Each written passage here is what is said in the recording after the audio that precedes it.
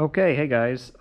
Today I'm going to show you I'm going to make a video on how to apply our default finish in the wood shop here at the high school, which is a shellac, a clear shellac, and that's our. It's a type of. It almost acts as a stain. We use it to bring out the color of the grain in our plywood. And then I'm also going to show you how to apply your first coat of polyacrylic, okay?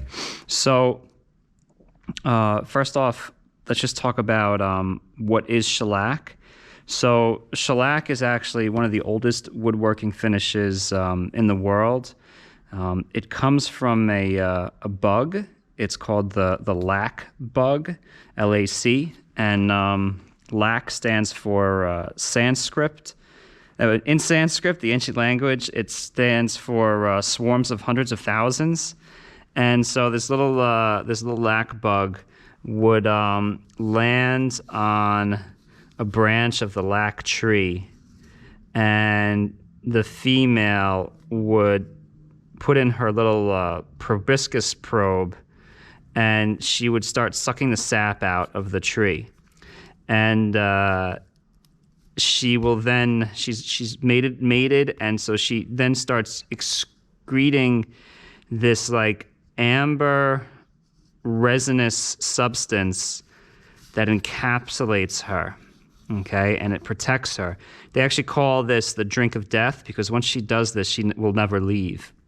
So she lays her eggs in this like cocoon type, it looks like rock candy, and she lays her eggs in here. The eggs are protected from this, and then they hatch out and they can go and repeat the process. This stuff, this resiny cocoon, this is the raw lac, L-A-C. And what they do is they harvest this in Indonesia and India, Southeast Asia, and they then dissolve it in alcohol. So alcohol, they'll just ferment anything with a sugar and make alcohol, throw the lac in it, and it then once and then they kind of stir it out into actually like huge rooms like this, and they pour it all out, and then on the concrete they'll get huge sheets of lac. Okay, so the alcohol will evaporate off, and they get these huge sheets of lac, and they then can process that a little bit more with another dissolving of alcohol, and then they sell those sheets. And those sheets then are sold in the global market as these shellac flakes. And then those flakes are then precisely measured out and then redissolved into alcohol. And this is where we get our pre-mixed shellac. So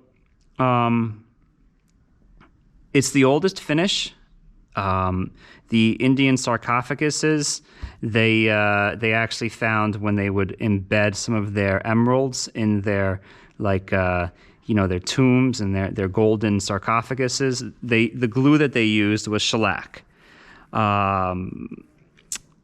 In ancient European castles, the castles are really, really damp, and the nobles would have these big tapestries and paintings of themselves, and the paintings would just fall apart because of the dampness of the castle.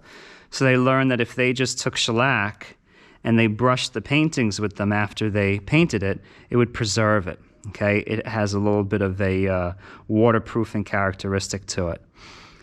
Then as time went on, during the early naval warfare with sailboats and iron cannons, okay, the cannons and the muskets, they would rust. So you would see them, they would just dip the metal parts in shellac, and that would provide some decent waterproofing for all these iron and steel things that we had in the early days. Then once World War II happened, we were in the midst of the chemical revolution, and they came out with a chemical equivalent of shellac and it is called lacquer, Lacquer. It's very toxic, okay? It actually, it uses lacquer thinner, and it is a known carcinogen, okay? You have to wear a respirator when you deal with lacquer. So,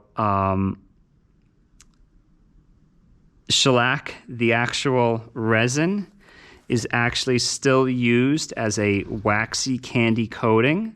So when it's properly thinned out and cleaned, there's still some candies that use it as a waxy candy coating. It's actually FDA approved for human consumption.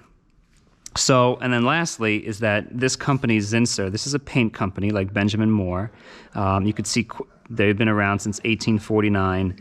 They make a white shellac, so they put a white pigment in it, and it's called, I think it's called seal, well, no, it's not seal coat, but it's a white shellac, and whenever you have a piece of pine that has a knot on it, like this, and if you were to try to paint this, when you painted this, the sap in the pine, the resin in here, will bleed out, and you'll see a ghosted image of the knot bleeding through your nice painted wood, especially if it was white. So what you have to do is you actually have to, before you paint it, you have to do a quick touch-up of a pre-priming of white shellac on any of your knots. You have to do white shellac on it, and then that will prevent it from bleeding through. Okay, and then lastly,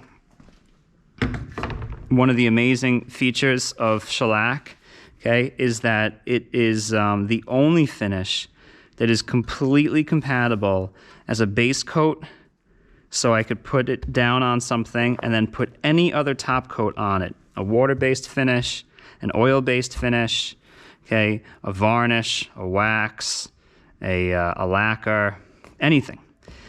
And then I can also put it as a top coat on top of anything, which is why the white pigmented one, you could put it on top of anything. So shellac can go on top of anything. You can't do that with this, okay? I cannot put a water-based finish on top of an oil-based finish. It'll lift right off, okay? And I'm sorry, vice versa. But they are incompatible, okay? I can't put a oil-based finish on top of a water-based finish, and there's all these rules, okay, with finishes, but with shellac, there really aren't. Okay, lastly, it's alcohol-based, so it's not toxic. It's just alcohol. It evaporates, and I can just buy alcohol, denatured alcohol, and use it to keep our brushes clean. Okay, so I'm going to start off in this video. That's everything about shellac. Okay, so we use it to change the color. Here's a piece of plywood. Here's one that's been shellacked already. Okay, and I'm just going to show you how to apply your shellac onto your project, and then I'm going to show you how to apply your poly onto a, after your shellac has dried. So you're going to want to get some supplies. You're going to want to have some scrap wood to raise your project. You're going to want to have some cardboard so you don't make a mess of the shop. And I'm going to start off actually, I think, like this. You're going to want to get a set of gloves. Okay, these are in the gray tool cabinet. So the shellac is pretty sticky when it dries, and it dries fast. Okay, like really fast. The alcohol just evaporates super quick. And you're also going to want to have a shop towel on hand. Okay, not a paper towel that the school gives us, but a nice soft, semi-lint-free shop towel. Okay, so some basic rules. If you have a big project, I would definitely plan on wearing some old clothes in preparation for shellacking, and because it does stain your clothes. Okay, it doesn't come out with water. So you make sure that none of your book bags are underneath your project, because it does kind of spritz a little bit when you're working with it. Okay, I'm going to dust my project off. Make sure there's no dust on it. And it's been sanded with 220 grit sandpaper.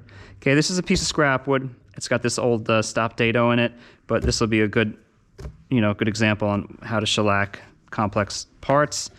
I'm going to take my Painter's 5-in-1. I'm going to use the flat edge here to open up the shellac can. You want to also make sure that you dust off your cans in case they're dusty, so that when you open your lid, you don't get dust inside your shellac. Okay, that one was extra dusty.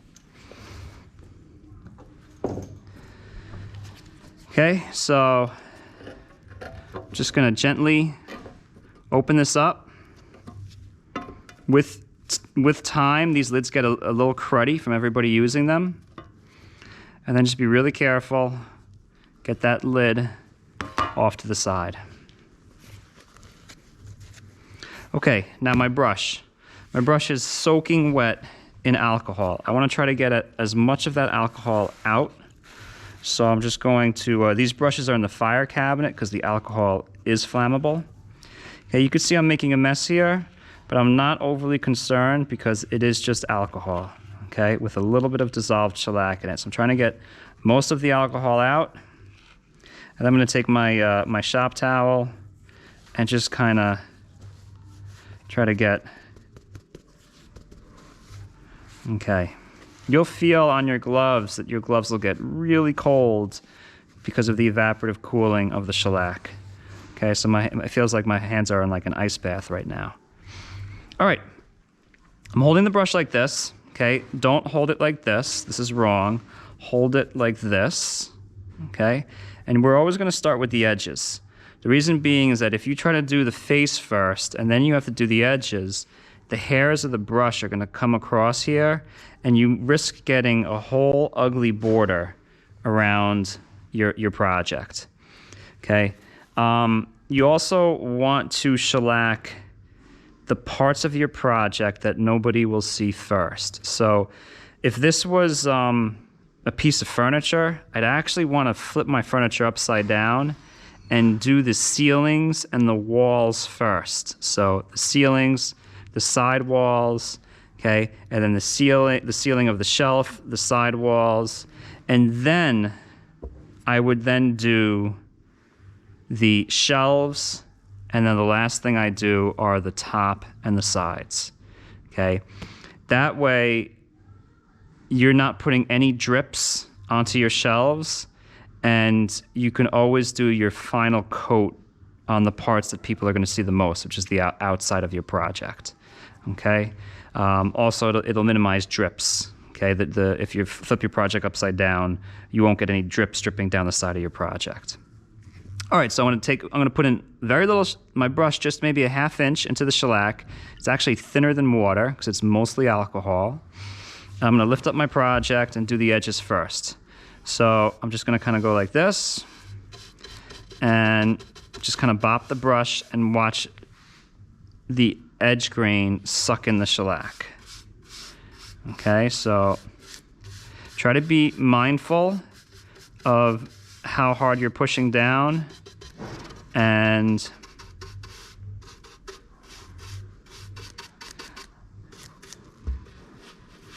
okay, I can kind of sponge out the shellac out of the brush. So you can see here I have a little lip here.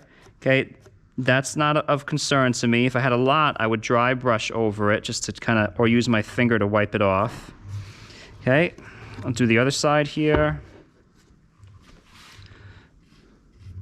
You have to work fast because the shellac, like I said, dries really quick. You'll hear me say that. So this is going slow because it's the porous side of the wood. It's the end grain and edge grain. So this side doesn't have edge trim. I would say that the shellac is very similar to a natural stain, like a Minwax natural stain, where it just tries to highlight the natural color of the wood and it brings out the grain and the figure.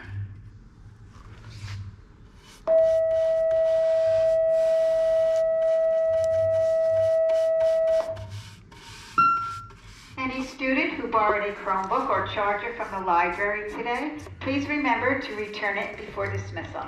All right.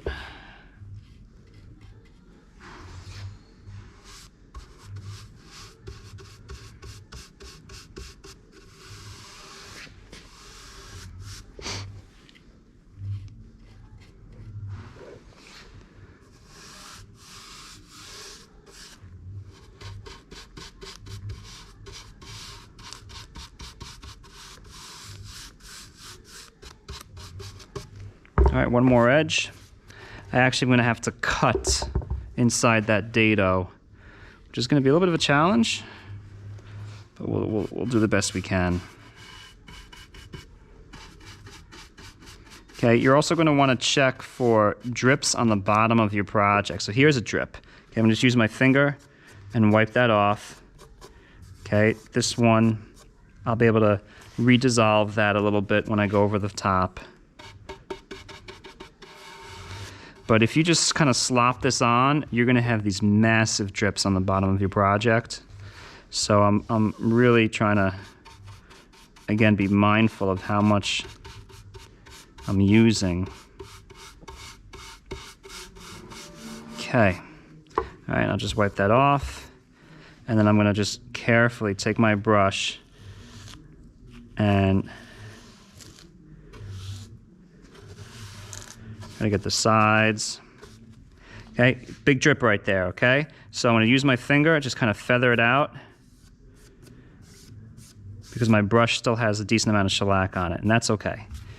Okay, let's check the bottom, make sure the bottom is okay. I'm resting my brush on the gallon, not on the table where it picks up all the dust.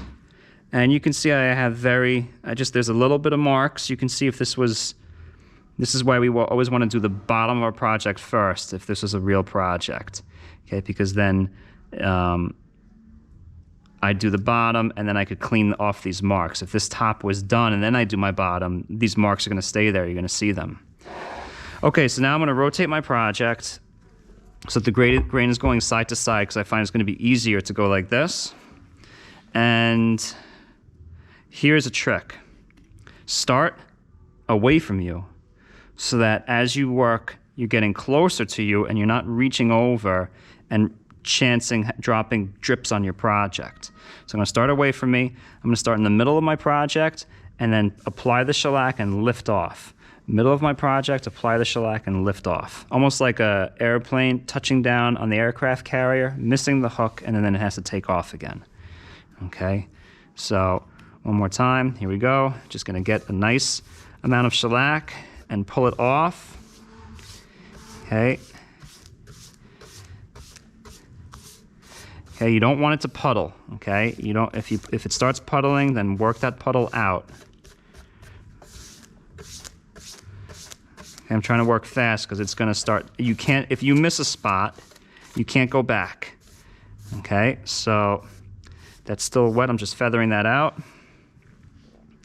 And that's it over there, okay? I'm gonna do this again. It looks easy, but it actually does take a lot of practice. Some people just get it. But if you try to touch it up, it's gonna it gets really sticky and tacky, and you're gonna just keep on lifting it off the project.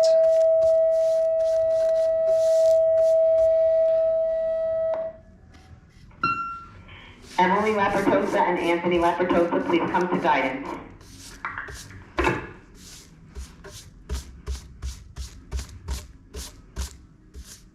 Okay, right there I missed a spot, and right over here. So I'm gonna just turn my brush on edge and try to work out anything else I have. Okay, so you may see it looks a little heavy here. Believe it or not, that's gonna evaporate and self-level out. It's gonna be okay.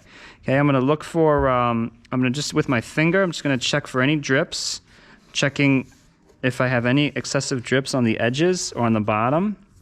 Okay, everything looks good. My fingers are dry, okay? And you can check over here, and this will dry in about 15-20 minutes. Okay, it'll be dry. I could actually poly it right after that. So I'm gonna take my brush, I'm gonna put it, I guess you shouldn't really go over your project, but I'm gonna put it back in the alcohol. Do not wash it in water. If you put water in this, it'll ruin it. And then this can go back in the fire cabinet, okay? So, then I'm gonna take this, I'm just gonna move it a little bit out of the way here. Here's another trick, okay, is when you go to put the lid back on your project, sometimes there will be some shellac in the groove here. Do not hammer the lid because it will shoot out like a geyser. It'll go all over you and all over everybody's projects. Okay, so just be gentle, push it down, okay, and that should be enough of a seal because it's going to get a lot of use. If you wanted to hammer it, do it at another table, okay, but don't do it by your project. Okay, now for poly. Poly is very similar, but I'm going to show you 2 methods, okay, on how to poly. So I thought I had a, let me get a poly brush. These poly brushes are hanging right over here. So this one is a little stiff. This one feels good, okay? If they're stiff, you can usually bring them back to life. These are kind of dusty, okay? So I'm gonna dust these off. I'm gonna dust this away from my project because I don't wanna get any dust landing on my shellac. I'm actually gonna just do this and I'm gonna stop this video and make it a 2-parter. Okay, and then what I'm gonna do is just agitate these and then spin them. And now you can see the hairs are nice. I'm gonna look for any dust coming out of the hairs. Okay, that one looks nice and clean. Same thing, I'm gonna spin this one.